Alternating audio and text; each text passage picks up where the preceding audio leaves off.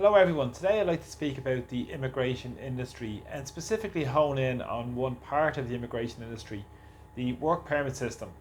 It is well known that Ireland is a low wage economy where 1 in 5 workers are deemed to be on low pay. We've seen the whole industry being used to bolster the profits of the big employers in Irish society. We've seen that across the spectrum of range of industries in Ireland. And it's notable that in 2024 there was 38,189 work permits issued. This has been an increase of over 25% since 2023, and it's revealing to know where many of these people come from. Now, the vast majority of work permits that were given in the past year were given to people from India. Over 13,147 visas were given to people from India.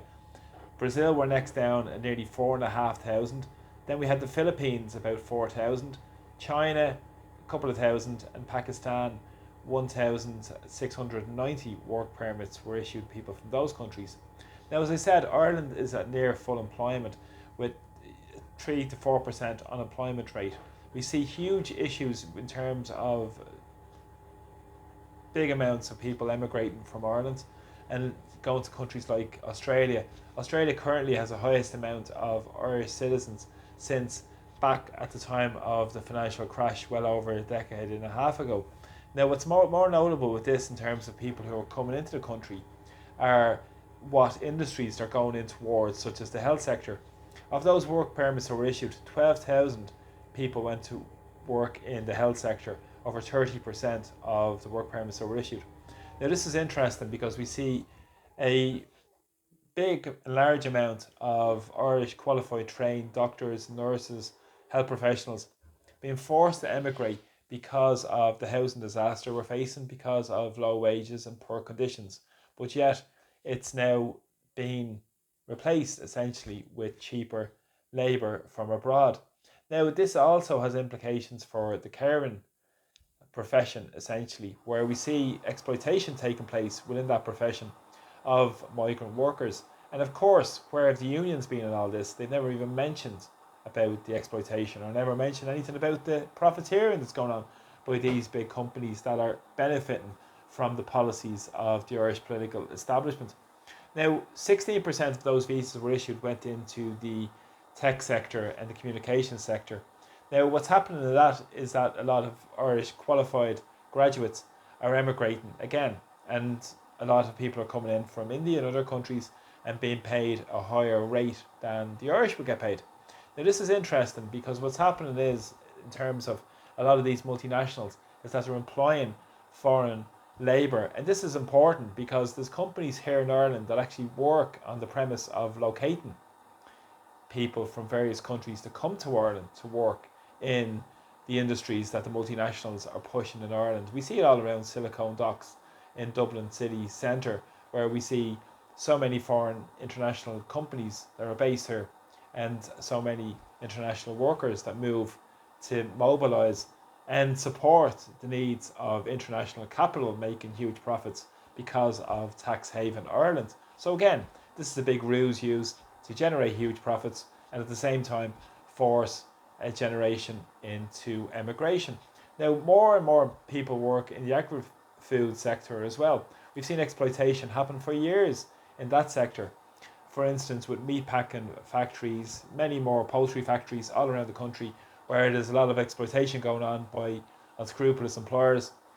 And 9% of the workers and the work permits were issued were in people who work in that sector.